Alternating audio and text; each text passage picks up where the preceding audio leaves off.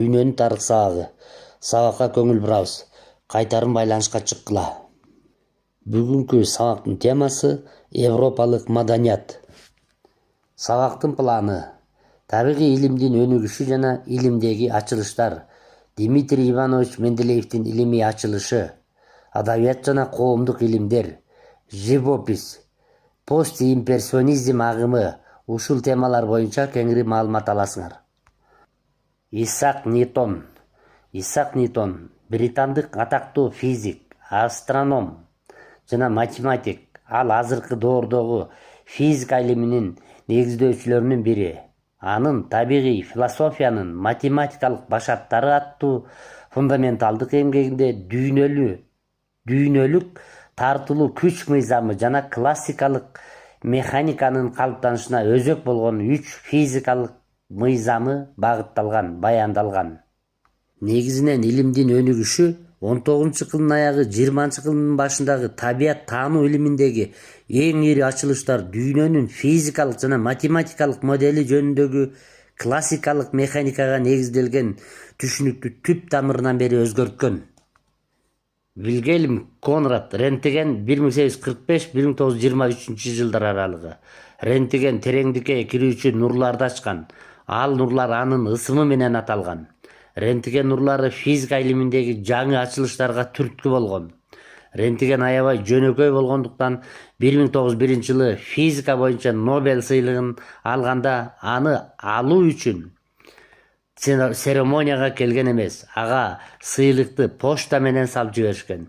1914 жылы биринчи дүйнөлүк согушта Германия элден мамлекетке акча чогултуу боюнча жардам берүүнү сураганда Рентген баардык акча каражаттарын Нобель сыйлыгынын акчасын да мамлекетке өткөрүп берген. Мария Кюри Складовская польшалык жана франциялык окумуштуу. Күйөөсү П. Кюри менен күчтүү нурдануу булактарын полоний менен радийди ачкан. Мари Кюри 1903 жылы физика, 1911 жылы химия боюнча Нобель сыйлыгынын 2 жолу алган биринчи гана аял болуп саналат. Табигый илимдеги илимий ачылыштар. Англиялык окумуштуулар Фарадей жана Максвелл жарык электр тогу жана магнит жөнүндөгү билимдерди бириктирген электр магниттик теорияны иштеп чыгууга зор салым кошушкан. Француз окумуштуусу Беккерел урандын радиоактивдүүлүгүн ачкан. Окумуштуу Резерфорд атомдун түзүлүш теориясын иштеп чыккан. Ал теория боюнча атомдун чок ортосунда ядро жана айланасында окумуштуудай тездик менен электрондор тегеренип жүрүшкөндүгүн аныктаган. Ошентип атомдун бөлүнбөстүгү жөнүндөгү түшүнүк четке кагылган. Даниялык физик Бор ар бир электрондун өз орбитасы бардыгын далилдеген. Немец окумуштуусу Планк атомдор энергияны тынымсыз эмес, айрым бир пропорциялар кванттар менен бөлүп чыгарары жөнүндө теорияны айткан. Демек, кванттык система ушундайча пайда болгон. Эйнштейн мейкиндиктин жана убакыттын касиеттеринин материя менен тыгыз байланышын орноткон атайын жана жалпы салыштырмалуулук теориясын иштеп чыккан. Физика илиминдеги жаңы ачылыштар дүйнөнүн жана жаратылыштын түзүмдүк курулушунун түгөнбөстүгүн далилдешкен. Окумуштуу Гилберт 1900 жылы болочок изилдөөчүлөр үчүн 23 проблеманы көтөрүп чыккан. Алардын чордонунда аксиомалдардын бүтүндүгү жана карама каршылыктуу эместиги турат деп эсептеген. Математика илимине немец окумуштуулары көптөгөн жаңы ачылыштарды киргизишкен. Кантор математикалык анализге негиз болгон көптүк сандар теориясын аныктаган. Немец окумуштуусу физикалык химия журналын негиздеген. Оевальд химиянын ушул бөлүмүнө зор салым кошкон. Органикалык химия жаатында немец окумуштуусу Какуле, орус окумуштуусу Бутлеров, француз окумуштуусу бел татаал кошулмаларды синтездөө жана анализдөө, жаңы материалдарды, пластмассаны, жасалма жибекти, жасалма каучукту алуу мүмкүнчүлүгүн берген эң маанилүү ачылыштарды жасашкан.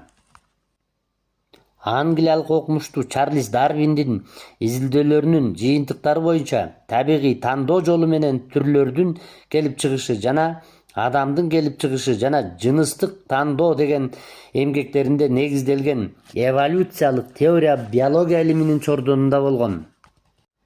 Ал жандуу жаратылыштагы өнүгүү табигый тандалуу жолу менен жүрөт жана адамдын түпкү бабасы адам сыяктуу маймыл деген идеяларды айткан. Биринчи идеянын өздөрүнүн артыкчылык абалын туюшкан дөөлөттүү таптардын өкүлдөрү аны дароо колдоп чыгышкан.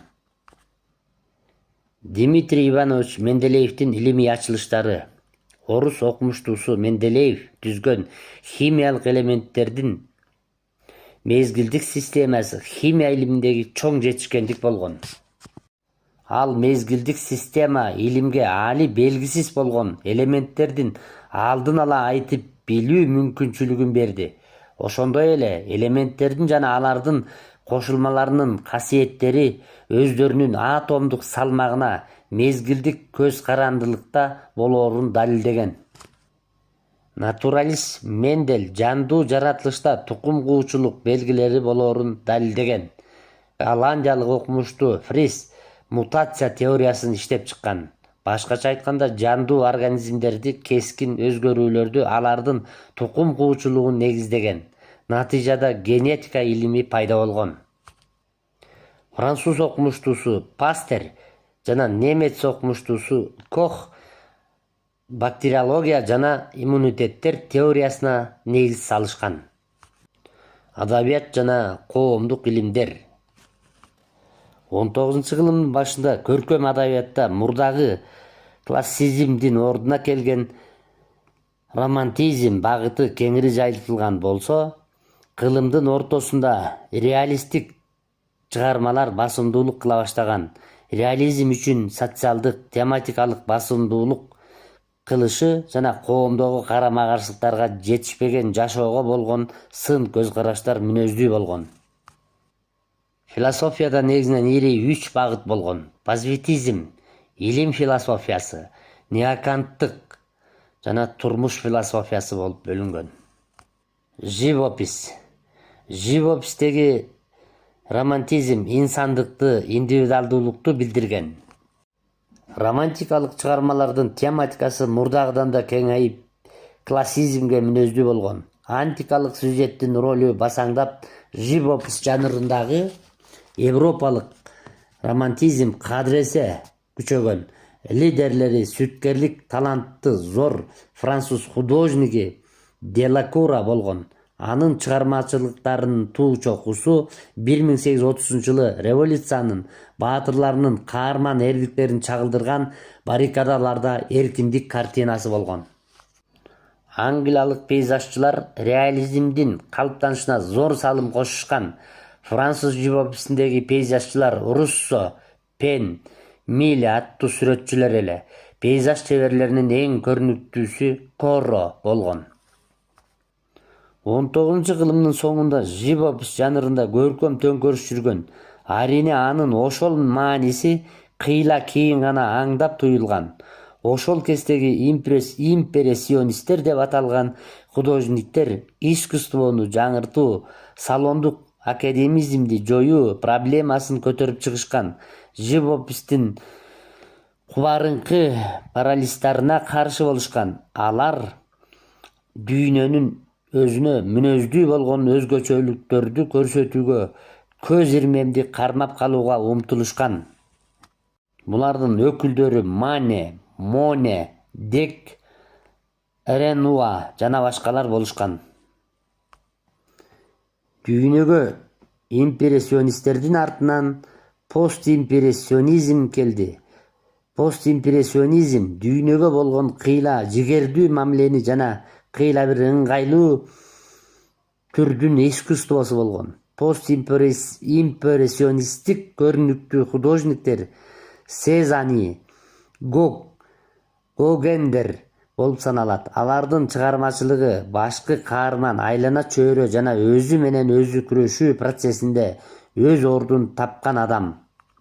Алар живопистеги философиялык жалпылоону көрсөтүүгө аракеттенишип, импрессионисттерге мүнөздүү болгон жашоонун айрым көз ирмемдерин көрсөтүүдөн четтеп кетишкен.